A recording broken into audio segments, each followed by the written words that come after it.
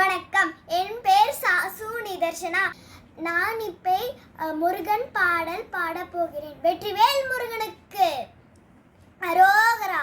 முத்தான முத்துக்குமரா முருகையா வா வா வா, சித்தாடும் செல்வக்குமரா சிந்தை மகிழ வா வா வா, நீ ஆடும் மலையை கண்டு வேலாடி மகிழுதப்பா, வேலாடும் மலையை கண்டு மயிலாடி மகிழுதப்பா, மயிலாடும் மலையை கண்டு மக்கள் கூட்டமாடு அப்பா.